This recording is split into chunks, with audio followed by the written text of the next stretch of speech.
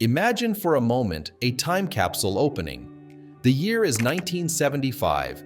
You're 8 years old. Your breakfast is done, and with a simple "be back by dinner," you're out the front door. The neighborhood is your sprawling kingdom. No GPS, no cell phone, no meticulously planned playdates. Just vast, open stretches of unstructured freedom. Remember that feeling? Now, fast forward. Blink your eyes, and it's today. That same 8-year-old is likely on a tightly choreographed schedule. Supervised activities, limited outdoor time, and parents who can pinpoint their location to the inch. How did we leap from free-range pioneers to helicopter guardians? And what does this seismic shift mean for the very fabric of childhood? 2/3 of parents in the US say parenting is harder today than it was 20 years ago. It's not just technology. It's a complete philosophical pivot in what it means to raise a child. For generations, the gold standard of parenting was authoritative, combining clear boundaries with emotional warmth. But look around. We're witnessing an unprecedented explosion of helicopter parenting. It's not just hovering, it's a relentless, constant monitoring, born from a cocktail of anxiety and a deep desire to protect.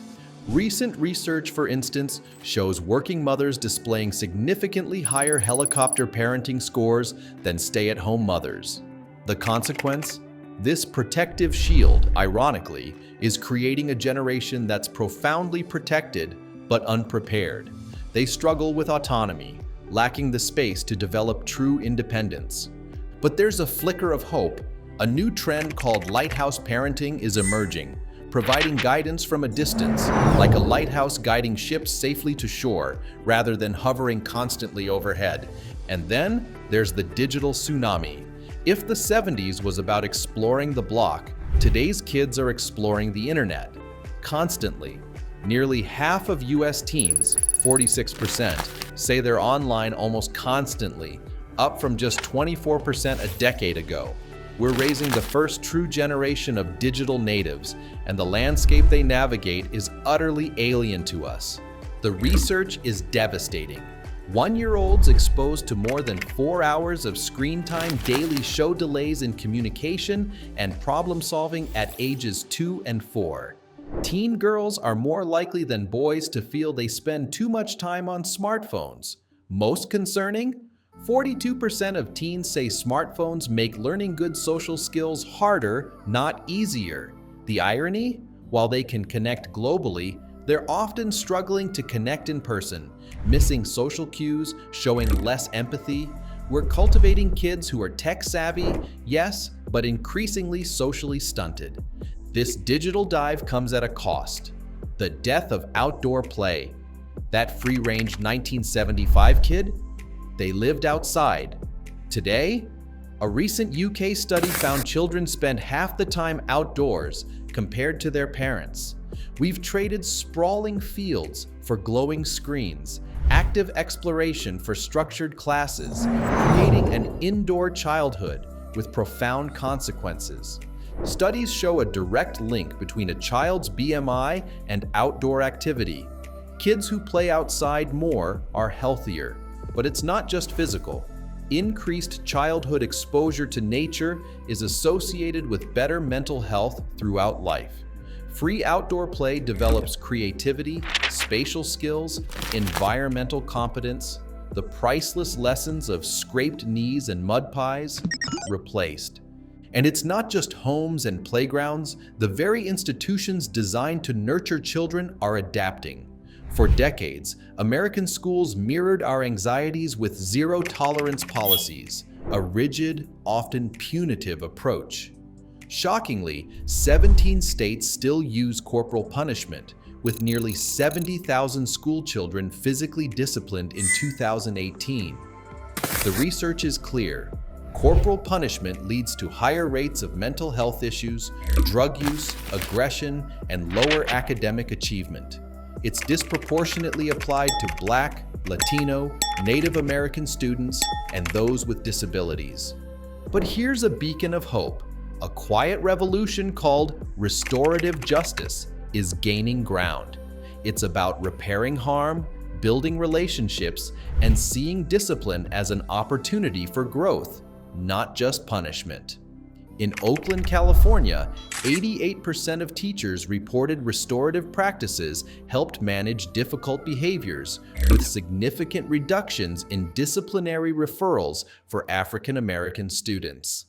It's a vital step towards fostering a more empathetic, resilient generation.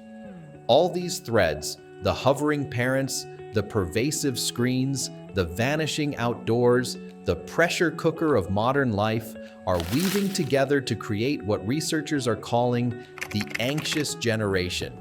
The statistics are heartbreaking. Probable mental disorders in 6 to 16-year-olds increased from 11.6% in 2017 to 17.4% in 2021. What's driving this anxiety epidemic? Less independence, constant exposure to anxiety-inducing social media, fewer opportunities for unstructured play, and unprecedented academic pressures. Most telling, 44% of teens feel anxious when they don't have their phone. It's a generation burdened by a weight previous ones never knew. Then came COVID-19, hitting the fast-forward button on everything. Screen time wasn't just limited, it became a lifeline for education and connection. The digital deluge intensified, with monitoring company Bark finding a 144% increase in children's online messages in 2020 compared to the previous year.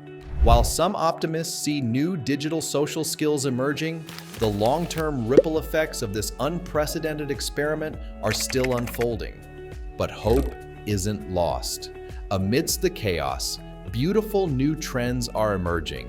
Parents are celebrating inch stones, tiny triumphs, not just grand achievements.